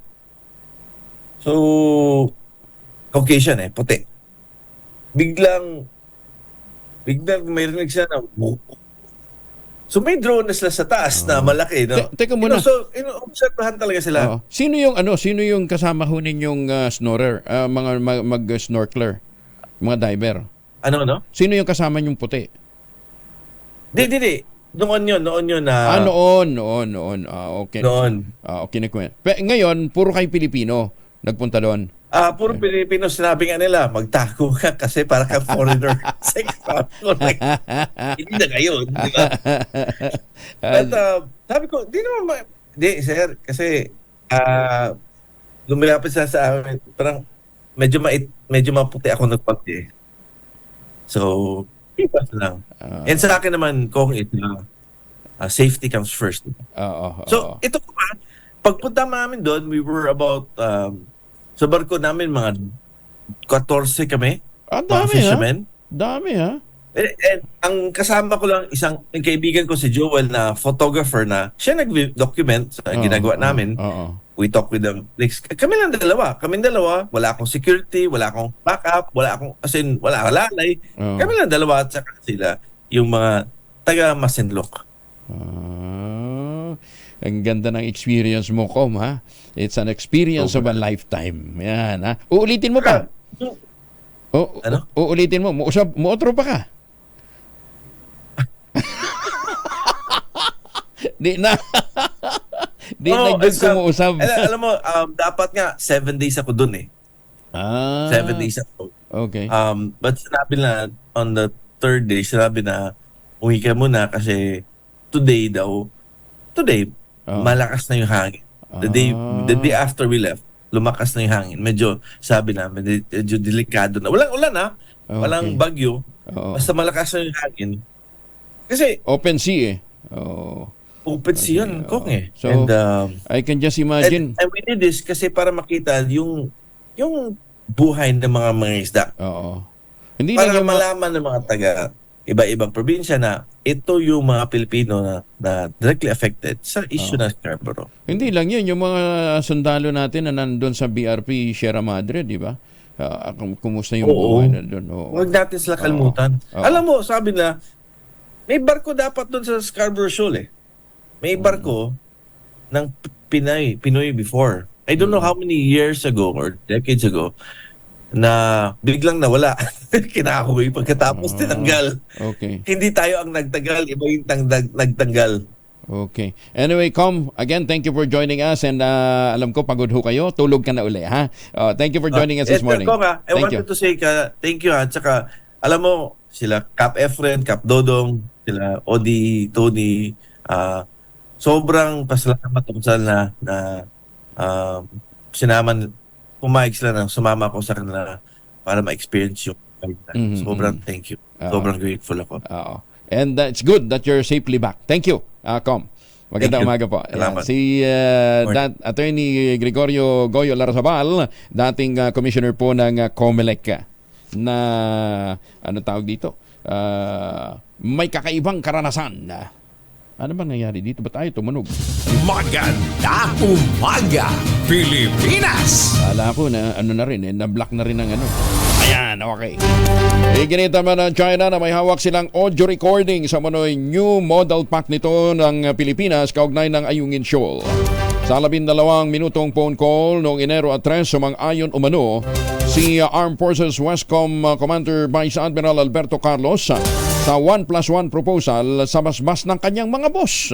Ibig sabihin, isang barko lamang ng Philippine Coast Guard at isang civilian vessel ang papayagan sa resupply mission at dapat may pasabi 2 araw bago ang mission. Sa transcript na ibinigay ng mataas na opisyal ng China sa Manila Times, sinabi ni Carlos na aprobado ang proposal ni na AFP Chief General Romeo Browner Jr., Defense Secretary Gabo Teodoro at National Security Advisor Eduardo Anyo. Hindi naman makumpirma ni Carlos kung siya ang kausap ng Chinese Embassy diplomat sa telepono dahil nakalib siya sa kanyang duty. Ipinagkibit-balikat lamang ni General Romeo Browner ang sinasabing audio recording ng new model pack sa Ayungin Shoal. Ayon sa General, mabilis mapeke ang mga transcript at maaaring gumawa ng audio recording gamit ang deepfake o yung artificial intelligence. Tinawag ito ni Browner na malign influence effort mula sa Chinese Communist Party at pagliligaw sa nagpapatuloy na agresyon ng China sa West Philippine Sea. Sinabi pa ng Defense Secretary na si Gabo Teodoro na kung totoo man ang audio recording, labag ito sa international relations at anti-wartapping law ng bansa. Malamangan niya na isa itong produkto ng misinformation activities ng China na layong siraan ang pamahalaan. Labag sa international law ang sinasabing pakikipag-usap at pagbuo ng kasunduan ng isang diplomat ng Chinese Embassy at isang opisyal ng Armed Forces of the Philippines. Ayon sa International Affairs Analyst na si Dr. Renato De Castro, violation ito sa Vienna Convention on Diplomatic Practice and Protocol. Batay sa naturang diplomatic protocol, sinasabi niya dito na maaari lamang makipagsosyo ang isang diplomat sa kapwa diplomat. Pero sinabi ni De Castro, hindi dapat sisihin ang opisyal ng Pilipinas kundi dapat mas tuunan ng pansin ang naipakitang kapangyarihan ng Chinese Embassy sa paggawa nito. Chinese ambassador could only deal, supposedly, under normal diplomatic protocol, dun sa assistant secretary ng Asia Pacific ng Department of Foreign Affairs. In fact, according to protocol diplomatic protocol, the embassy, the Chinese ambassador could not go directly to the president, nor even directly to the Secretary of Foreign Affairs, kasi ang equivalent lang ho ng Chinese ambassador is the Assistant Secretary for the Asia Pacific Affairs. So, ganun lang ho laban. Bakit ho ang isang diplomat na below the rank of the ambassador could deal directly with a Westcom, with the Philippine military? That should not be the case. So pinapakita lang muna ito how the Chinese embassy violates the Vienna Convention on 1961, violates protocol, and more importantly, showing to the people and to our country the clout of the Chinese embassy in Philippine society and the Philippine government. That any Chinese official in the Chinese embassy could deal directly with officials within the Philippine government. Invalid ang Manoy New Model Pact ng China at Pilipinas sa Ayungin Shoal. Ayon sa retired Supreme Court Chief Justice Associate Justice na si Antonio Carpio. Kung totoo man, walang otoridad ang AFP Westcom na pumasok sa kasunduan sa ibang bansa. Sinabi ni Carpio na tanging ang DFA lamang o Department of Foreign Affairs ang may kapangyarihang makipagnegosyasyon at pumasok sa anumang treaty sa ngalan ng Pangulo. Lalahok naman sa civilian mission sa West Philippine Sea ang pribadong individual at embassy personnel mula Japan at Sweden. Ayon sa atin ito convener na si Rafaela David, ilalarga ang ikalawang civilian mission sa Mayo 14 hanggang 17. Maasa ang grupo na madaragdagan pa ang madayuhang makikiisa sa Peace and Solidarity Regatta sa Scarborough Shoal. Higit sa 100 bangka maglalayag sa West Philippine Sea para makatid ng tulong sa mga mangingisda at maglalagay din sila ng mga marker o boya sa Baho de Masinloc. Ay, susmesan kaya hahantong ito pong ganitong klase ho ng girian, ha? Anyway, basta ho kayo may lakad, huwag kalimutan lamang proteksyonan din ang pamilya laban po sa mikrobyo, magbaon ng family alcohol. Dalawang formulation ng family alcohol na pwede nating pagpilian, yung family 70% isopropyl alcohol, especially prepared for clinics, hospital, pharmacies, laboratories, pero okay na okay din po yan sa mga households, ha? Very effective sa disinfection at sterilization. Ganyan ang bagsik ng family, 70% isopropyl alcohol, maghapon man natin gamitin, no problem, hindi po manunuyo ang ating mga kamay dahil meron po itong moisturizer. Yun namang mabangong family rubbing compound improval cologne, yun po yung mabangong isopropyl alcohol na gamit po ng mga masahista, mga barbero, mga doktor, mga nurse, mga komadrona for sponge bathing and other cleansing purposes. Family rubbing alcohol para DCRH subok na sa mahabang panahon, mabibili sa mga butik at convenience stores nationwide. Family rubbing alcohol hindi lang pampamilya, pang sports pa. Maganda umaga, Pilipinas! Ay, mamaya, ang ating pong pamimigay ng pera para po sa ating mas malakas promo ay dyan sa May Kawayan, Bulacan. Antabayanan po ninyo si Sherwin Alparo dyan, ha? Lakasan nyo na inyong mga radyo. Samantala, may report mo na si Giselle Ricaport. Aba, winidraw na po yung COVID-19 vaccine ng AstraZeneca. Bakit kaya? Alamin natin mula kay Giselle Ricaport, RH15. Giselle, good morning. Kuyang Angel, good morning. Hindi nababahala si Health Secretary Ted Herbosa sa pagbawi ng AstraZeneca sa kanilang COVID-19 vaccine worldwide. Hinihinala kasi ng kalihim na resulta ng mababang demandang withdrawal ng Vaxzevria vaccine.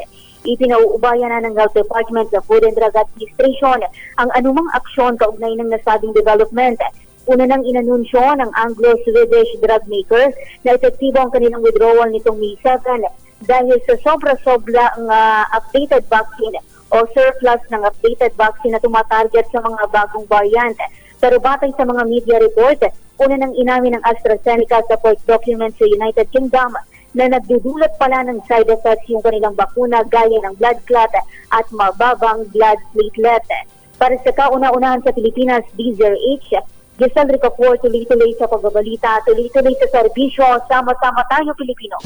Maganda umaga, Pilipinas! Salamat, Giselle. 5:21. Ay, belated happy birthday muna kay dating PNP Chief Jonard Carlos. Binabati ka ng iyong kaibigan na si Snooki Cruz. At syempre, ng lahat ho ng mga nagmamahal sa iyo. Si General Jonard Carlos. Belated happy birthday, General Carlos. Very busy ho ito ngayon sa kanyang pagiging retired. Magandang umaga din kay Mayor Sen Mendoza. Uy, Ambassador Harry Amping, magandang umaga po sa inyo. Kay Ma'am Naida, magandang umaga po sa inyo. Syempre, maaga din gumigising si Justice Max De Leon. Good morning, Justice. At si PJM Week Biloso Caador, magandang umaga din po sa inyo. Magandang umaga, Pilipinas! Mother's Day sa Sunday, kaya huwag kalimutan, bigyan ho ang ating mga mananay ng tangerine chocolate. Ano ba itong tangerine chocolate? Ito po isang locally made na chocolate pero world class ho ang dating. Produkto ito ng mga magnaniyog sa lalawigan ng Quezon sa tulong nga po ni Dr. Helen Tan. Yung pong mga magnaniyog na dati umaasa sa kopra, mga MSMEs na ngayon dahil hinakot yung mga magagandang planting material ng kakao galing Davao, itinanim po sa ilalim po ng mga nyugan dyan po sa Quezon. Kaya ngayon, nagpuproduce ho sila ng world-class na tangerine chocolate. Available sa 0919-095-5935 o dili kaya yung mahigit 10 variants, i-check po ninyo sa tangerinechocolate.ph. Ang sabi nga po ni Dr. Helen Tan, sino bang mababalasakit sa Pilipino kundi ang kapwa Pilipino? Kaya tangkilikin natin ang gawang atin. Ulitin ho natin, ang tangerine chocolate ay gawang atin, taste local, hindi, gawang lokal pero taste global. Produkto ng mga magnaniyog dyan po sa lalawigan ng Quezon. Sabi ho ni Dr. Helen Tan, suportahan ho natin sila. Magandang umaga, Pilipinas! Nako, ilang kalye po sa Malibay, Pasay, pansamantalang isasara. Bakit? Alamin natin kay Noche Kaka sa RH97 Noche. Good morning. Mayong buntag dito sa Angel, pansamantalang isasara ang ilang kalye sa Malibay, lungsod ng Pasay. Sa traffic advisory ng Pasay City, temporarily closed sa trapiko ang kahabaan ng Kalye Jose at P. Santos Street sa mga sumusunod na oras at araw sa May 15, 2024 mula 11:30 ng umaga hanggang alas 12 ng madaling araw. Sa May 16 naman, Kuya Angel, 7 a.m. hanggang alas 10 ng gabi. Simula naman sa May 16 o May 17 na simula 6 ng gabi hanggang 10 p.m. Habang sa May 26 naman, mula 8 a.m.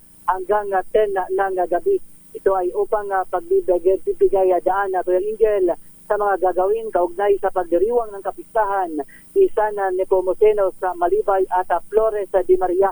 Kaya pinapayuhan ng lungsod Pasay ang motorista na iwasan ang mga nabanggit na daan at umanap muna ng alternatibong ruta para makaiwas at hindi maipit sa traffic.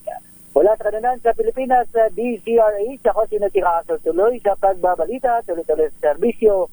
Sama-sama tayo, Pilipino. Daghang salamat, Noche. Samantala, yun daw pong audio recording ng China kaugnay ng sinasabing West Philippine Sea Deal. Posibleng fake o gawa ng AI. Detalye na balita mula kay Edniel Pano sa RH52. Edniel. Kuya Angel, hindi patitinag ang sinatahang lakas ng Pilipinas sa babala ng Chinese Embassy na may hawak itong audio recording ng pakikipag-usap sa Western Command Chief kaugnay ng kasunduan sa Ayungin Shoal.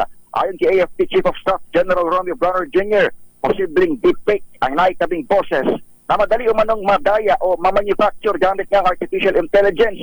Kilala rin ng China, sabi ni Bronner, sa pagpapakalat ng maling impormasyon kaya maaaring inililigaw lamang nito ang publiko sa issue ng harassment sa West Philippine Sea. Ginawa ni Bronner ang pahayag matapos pagdudahan ni Defense Secretary Gibo Chidoro ang hawak umanong recordings ng embahada kausap si AFP Westcom Commander Vice Admiral Alberto Carlos. Kinumpirma ko yung Angel ng AFP na naka-personal leave si Carlos. Pero wala umano itong kinalaman sa iniisyu sa kanyang new model sa Ayungin Shoal. Pinasilip naman na ni Secretary Gibo sa Department of Foreign Affairs ang posibleng wiretapping ng Chinese Embassy, maging ang posibleng pagpapatalsik sa kung sino mga responsable rito. Para sa kauna-unahan sa Pilipinas, DZRH, ito si Edniel Barrosa. Tuloy-tuloy sa pagbabalita, tuloy-tuloy sa serbisyo. Sama-sama tayo, Pilipino. Maraming salamat, Edniel. Pinapapaspasan naman ni Senator Amy Marcos ang pagtatatag ng Regional Specialty Hospital sa bansa. Ibinungkahi ng senadora na palawakin pa ang kasalukuyang medical facility para malagyan ng specialty centers sa agad na mapakinabangan ng mga Pilipino. Inihalimbawa ni Senator Amy ang Department of Health Hospital sa mga provincial hospital na maaaring magdagdag ng panibagong wing o gusali para gawing specialty center. Idiniin ni Senator Marcos na mas makakamura dito ang pamahalaan, hindi mahirapang makahanap ng mga bagong doktor at mga nurse na tatao sa mga specialty hospital. Let's say may DOH hospital na existing na, or meron LGU or provincial hospital na maayos naman. Abay, kung talagang meron, bakit hindi i-endow na lamang yon? Ganon din sa private. Pwede rin naman yan kasi nagagawa naman yan yung PPP, mag-partner together with the private sector, o di kaya, di ba, sa mga eskwelahan, nagbibigay rin tayo noon at ngayon pa rin ng mga Unifast o kaya student voucher para tulungan yung private school. Para sa akin, para mamadali ang kinakailangan natin dahil urgent na urgent. Ayon pa kay Senator Marcos, hindi na kailangan gumawa ng bagong batas para dito dahil meron ng Regional Specialty Centers o yung Republic Act number 11959. Umaasa si Senator Marcos na magkakaroon ng maayos na sistema upang mapadali ang implementasyon ng naturang batas na naisabatas ng Pangulong BBM noon pang isang taon. We already have a law. Meron na tayong regional specialist centers. And with that law, pwede naman mag-IRR. May kasunduan na. Kasi ayon sa batas, lagi namang IRR, di ba? Yung implementing rules and regulations. Ang sa akin lang, mapamadali, mas mura para sa lahat, at siguradong masustento sa mga susunod na buwan, sa susunod na taon, yung serbisyo. Dahil napaka-urgent na, talagang napakamahal ng kalusugan para sa ating mamayan, sobra-sobra. Maganda umaga, Pilipinas! Maghahain naman ng motion for reconsideration ng Smartmatic na mapawalang visa ang bidding at pag-award ng kontrata sa Miro Systems Incorporated. Napanayam ng DCRH at ang radyo natin kay Attorney Christian Lim, sinabi nito na more than enough pa ang isang taon para o bago mag-eleksyon para ito'y maisaayos at makasali pa sila. Tinukoy ni Lim ang sitwasyon noong 2016 kung saan Hunyo ay nagsusumiti pa niya ng bid document ang mga bidder. Siguro po, as of now, no? Hindi pa rin na-release yung official decision. No? So gusto namin pag-aralan. Wala pa rin kaming kopya ng actual decision. No? So kung may basihan talaga, the reasonable, the logical choice will be a motion to file a motion for reconsideration po. Or to clarify, no? Sabi pa ni Attorney Lim, sakali mang magkaroon ng panibagong public bidding sa automated election para sa darating na halalan, tinitiyak niyang sasali na sila. Pero hindi naman umano ibig sabihin nito na siguradong silang mananalo. Sa halip ay gusto lamang nilang maging patas ang bidding. At para malaman natin kung meron ng winner, hindi natin ito din dadaan sa electronic. Alagang pinuntahan ng personal ni Sherwin Alparo ang Barangay Pandayan sa May Kawayan, Bulacan. Dahil 85 taon na ang kauna-unahan sa Pilipinas at ang MBC mas gumanda na, mas pinalakas at mas pinalawak pa ang pamimigay ng ating papremyo. Ito ang DZRH Mas Malakas Promo, kung saan pag naabutan namin kayong malakasang nakikinig o nanonood sa DZRH ay mananalo ka ng instant 1,000 pesos at may kasama pang grocery bag ng DZRH. So ano pang hinihintay ninyo? Tutok na sa nangunguna kauna-unahang radyo sa buong Pilipinas, DZRH. Una sa Pilipinas, una sa Pilipino.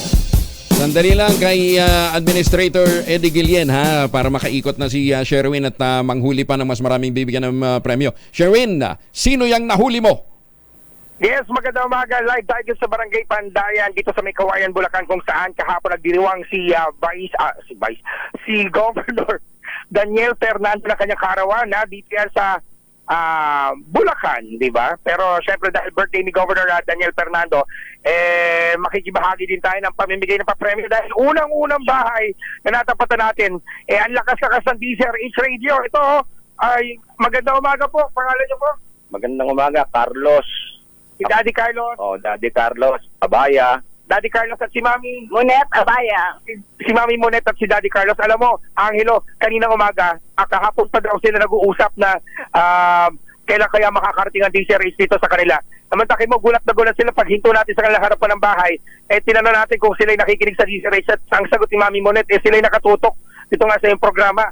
Okay, tuwing umaga yan. Lakas magdasal, ha? Talagang nakatutok kami dyan sa DCRH. Pati nga po nung radyo kayo nakikinig to. Ayan, Talaga, oo. Grabe naman, Ayun, Yaman, yung unang panahon ng cassette player, ayan, ayan, yung cassette nung unang panahon na may CD na rin. Galing, oo. Sige. Bakit po kayo palagi nakatutok sa DCRH? Wala kayong ibang magandang matututukan kundi ang DCRH. Ba naman, salamat po, Matagal na, bata pa ako, DCRH na eh. Die hard. Matangod sa lakas ng DCRH dito, nagpakabit agad sila ng DCRH sticker at di pa-stickering. Nagpakabit agad ng DCRH sticker sa kanilang sasakyan. At pati sa gate, pakita ko lang yung gate, pati sa gate pinalagyan nila dahil gusto nila malaman na sila nakikinig sa DCRH. Ayan, para pag umikot, madaling makita. DCRH, pagka DCRH ka, ibig sabihin nun, somebody ka. Ayun, ako. Sige, bigyan na. Okay, dahil kayo po loyal fan ng DCRH, eto po, tagabi naman 1,000 pesos para sa inyo. Salamat po, maraming salamat. At syempre, dahil kayo po magaganda at gwapo na, lalo pa ako kayo gaganda at gwapo, bibigyan po namin kayo tag-isang DCRH t-shirt. Wow naman. Thank you. At syempre, meron din po kayong grocery bag mula sa DCRH. Yan po. Salamat po, maraming salamat. Pagpapala ito mula sa Panginoon. Ako, kanina umaga, hindi nga malaman ni Mami Monet na biglang nandito tayo sa kanilang harapan. Ano mo sasabi mo ngayon, Mami Monet? I'm so happy at na-bisita nyo kami dito. Diba? Kaya naman sa mga taga Barangay Pandayan dito sa May Kawayan, Bulacan, tumutok lang sa DCRH. Baka kayo nasusunod dating winner sa DCRH Mas Malakas from ours number 6. Sherwin Bata Alfaro, tuloy-tuloy sa pagbabalita, tuloy-tuloy sa serbisyo. Sama-sama tayo! Pilipino. Ayan, maraming salamat Sherwin. Si Sherwin Alparo live po dyan po sa Barangay Pandayan, May Kawayan, Bulacan. Maganda umaga, Pilipinas. Kasama na natin si Administrator Eduardo Eddie Guillen ng National Irrigation Administration. Kasi kahapon ibinibida natin 29 pesos per kilo. May August ang kanila pong ibibentang bigas. Admin, magandang umaga po sa inyo. Admin, good morning. Ay, teka, naputol. Kahapon kasi sinasabi na kaya nilang mag-produce ng 100 million kilos ng bigas sa susunod na 3 buwan. Sa ilalim daw po ito ng contract farming agreement. Admin, magandang umaga po sa inyo. Ay, magandang umaga po. Sana ito nag-ikilig po sa atin. Opo, paano nyo gagawin ito? Ay, simple lang sir. Kasi di ba ngayon, of course, itong El Nino, nakita nyo nga po, dito nga po kami nagtanim. Kasi nga, may mga pumping stations po kami, yung irrigation namin na tinukuha sa yung may pump station. So, dito po kami nagtanim. Sa buong bansa, actually nga, ang nakita namin, pwede namin taniman, mahigit 100,000 hectares, Okay. Pero yung budget kasi natin, kasya lang sa 40,000 hectares. Ganun. So, kung ibig sabihin, kung mas malaki yung budget nyo, mas malaki pa itong matataniman natin ng contract growing? Yes, mas malaki pa po sana. Kaya lang, mas maliit yung natin. Sa bagay, maganda naman po ito kasi pilot project para makita natin kung may yung mga dapat nating i-adjust. So, sisimulan po namin sa 40,000 hectares at dahil tag-araw naman, madali naman natin matarget yung 5 tons. In fact, marami sa mga itinanim namin yung hybrid. So, hindi lang ito 5 tons ang maani ng mga farmers natin God willing. Teka, admin, kayo din ang nag-provide ng ng seeds na itatanim? Lahat po. Lahat. Ang provide ang Provide po ng NIA is worth 30,000 input. So seeds, yung fertilizer, yung pesticide, yung biofertilizer, no? So lahat po ng input. Hindi lang yun. Meron pa kami binigay na 20,000 na cash para sa ating mga farmers. Okay. And dahil dyan, they are mandated na ibenta sa inyo yung magiging harvest. Ganun yung arrangement. Isusuli nila yung 5 tons sa amin. Pag balik ng 5 tons sa amin, magbibigay ulit kami sa kanila ng 60,000 pesos. So, lahat ng maibigay sa kanila is 100,000 pesos. Ano po?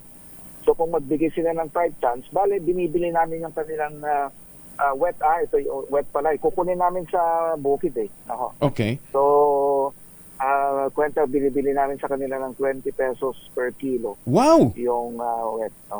Mataas pa rin ha sa kasi di ba ang dati 90 ang prevailing price 19. So lalabas ngayon 20 pesos wet pa. Kayo na bahalang magpatuyo. Tama po 'yon. Tsaka yung gagamitin natin pagpapatuyuan, yung mga gamit ng mga IAs natin, yung mga dryer nila at doon nila namin papagiling sa mga kiskisan nila. So kikita sila sa drying, kikita pa sila sa sa milling. Hindi ito ibubudega sa NFA? Hindi po. Papagiling po ito ng NIA, sir, para ho ibenta natin sa ating mga kadiwa centers. Mga ano po ito eh. Ang lister namin, mga 40 tons. Oo. Teka muna. Sabihin na. Oo. Admin, sabi nyo kasi parang lumalabas 20 pesos per kilo ang biliho ninyo. So, including all inputs, lalabas na yun yung magiging cost ninyo, cost of production, 20 pesos per kilo. Tama? Yes po. O tapos ibibenta natin ng 29, mataas-taas na rin yung siguro para sa shipping at saka doon sa post-harvest cost, di ba? So 29. Tama po yan. So ibig sabihin pala, revolving fund po ito, sir. Hindi ko maubos yung pera. Kaya nga, so ibig sabihin, admin, doable talaga yung 29 pesos per kilo na bigas. Oo. Doable po yan.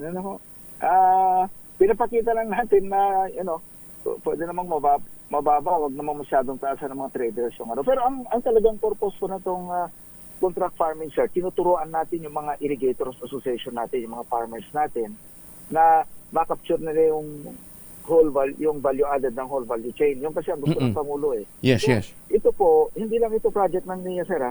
Katuwang namin dito ang PhilRice. Sila yung magde-determine ng magandang variety ang itanim. At katuwang din namin dito na ang PhilMec. Ang importante po rito yung PhilMec. Kasi nasa post-harvest eh. Nasa kanya po yung bibigyan niya dapat ng ng mga rice processing centers po itong mga kasali dito sa contract farming namin. Para nga yung mga farmers na natin ang maggiling. Okay. Pero yung binabanggit nyo na 100 million kilos ng bigas, madedetermine pa natin by August. Yun po yung projection. Kasi sabihin na mo itong 200,000 natin na metric tons, sabihin mo ng 20% na lang ang tanggalin mo para sa pag-dry. So, 20% of 200,000, 160,000 metric tons yun, di ba? And then para maging dry, yung 160,000 metric tons, multiply mo ng 63% kasi yan ang recovery ng NFA eh. Ano po? Mahigit 100,000 metric tons. Galing ha? So 100,000 na lang. Kailan kayo mag-uumpisa mag-harvest? Itong mga last week ng July, mga ganun po. Second week, last week ng July. Mag-harvest na po. Admin, bigyan mo naman kami ng update. Pero hindi kaya ito kasi by May mag-uulan na eh. So May, June, tigbagyo. No, hindi naman ito typhoon-prone areas. Yung mga area na ito kayo. Actually, sir, tinignan namin yung data for the last 10 years. Kung saan yung mga pwedeng doon ka pinaglagay nung natin. So lesser lang yung chance na tamaan po ito ng bagyo. So,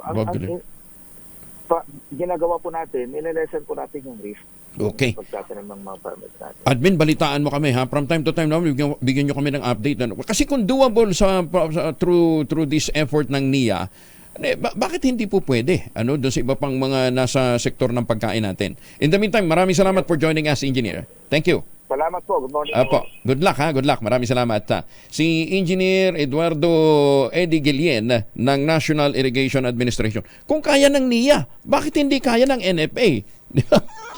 Maganda umaga, Pilipinas! Tutukan ho natin to ha. 5:45 ang oras sa buong Kapuluan.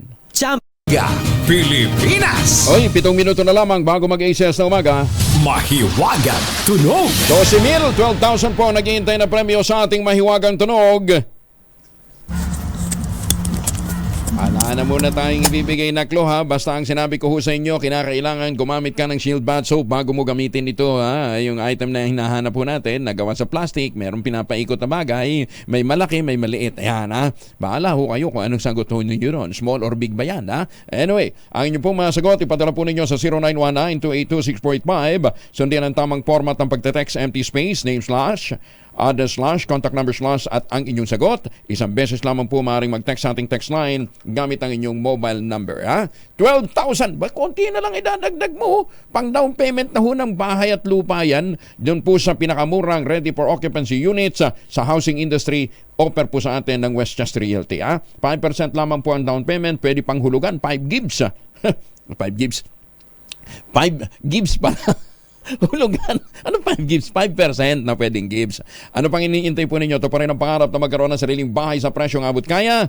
Makipag-ugnayan sa 0996-501-5555 o dilikin sa 0947-434-5555. Ito pa rin ang pangarap na magkaroon ng sariling bahay sa presyong abot kaya. At kung ngayon nga po kayo bibili, aba, may chance pa ho kayo manalo ng 342 sa Japan, Taiwan, Singapore, Hong Kong at Thailand. Sinakailangan lang mag-practice na ho kayo. At kung hindi pa ho kayo makakadali ng 342, po pwede pa rin po ang mga premyo mula po sa Summer Premier Promo ng Westchester Realty. Maganda umaga, Pilipinas! Residenteng iligal na nag-aalaga ng hayop nagsuko ng kwago at mga toko sa DNR. Detalye mula kay Mal Gonzalez, Arish Maybal. Kuya Angel, nasa pangangalaga na ngayon ng DNR Wildlife Rescue Center ang isang Philippine Scops Owl. Ito isang uri ng kwago at tokay gecko, isang lahi ng tuko na isinurrender ng isang residente ng Barangay 176, Caloocan City. Sa report ng DNR Metropolitan Environmental Office North, isinuko sa barangay ng isang residente dalawang hayop nang mapag-alaman nito na ang pag-aalaga ng mga ito'y bawal lalo pat walang kaukulang dokumento. Ayon sa DNR NCR, patuloy silang nakikipag-ugnayan sa mga lokal na pamahalaan at mga barangay bilang bahagi ng Wildlife Retrieval Program. Babala ng DENR, mahigpit na pinagbabawal sa ilalim ng Republic Act 9147 o ang Wildlife Resources Conservation and Protection Act ang paghuli, pagpatay at pagbibenta maging ang pag-aalaga ng walang permit ng ganitong uri ng wildlife o buhay ilang. Dahil dito umapilang DNR sa publiko na ipagbigay alam sa kanilang tanggapan ng mga iligal na nag-aalaga, lalo na ang mga nagbebenta ng ganitong mga hayop. Para sa kauna-unahan sa Pilipinas, DZRH, ako naman Val Gonzalez, tuloy-tuloy sa pagbabalita, tuloy-tuloy sa serbisyo. Sama-sama tayo, Pilipinas. Maraming salamat, Val. 3 minuto na lamang, ACS na umaga. Maganda umaga, Pilipinas! 2 minuto na lamang bago po mag-ACS ng umaga, susunod ng 2x2, pero huwag niyong kalimutan para magandang gising, dapat ho lagi ho kayong nag-uultabayo. Ang kauna-unahang postbiotic food supplement na rekomendado ho ng mga doktor, rehistrado sa Food and Drug Administration. Ano bang ginagawa ng ultabayo? Yun po nagpapasok po ng dead microorganism sa ating katawan. Bati po sa mga pag-aaral, sa clinical trial po na ginawa ng mga Hapon, napatunayang ito po ay ina-activate yung pong commander ng ating immune system, yung plasmacytoid dendritic cell, para maitaboy ho yung mga toxin sa ating katawan habang tayo po ay natutulog. Magkaroon tayo ng bagong sigla pagkagising natin kinabukasan. Yan po ang tulong ho sa atin ng Ultabayo. Available po sa mga pahon ng butika, partikular na sa Mercury Drug Store. Ay, baka may mga tanong kayo, mag-text ho kayo sa 0917-110-6580. Kuya Angel po, siyang alpal mo na sigigawan sa inyo na isang magandang umaga. Maraming salamat sa inyo walang sawang pagsubaybay, pakikinig at pagtitiwala, magtanim ng kawayan para sa kalikasan at kabuhayan. Ang ating quote of the day ngayong araw nito ay galing po kay Prime Minister Winston Churchill. Ang sabi niya, success is walking from failure to failure with no loss of enthusiasm. Pag daw ho kayong susuko, may pag-asa habang nabubuhay. 2x2 in just a while.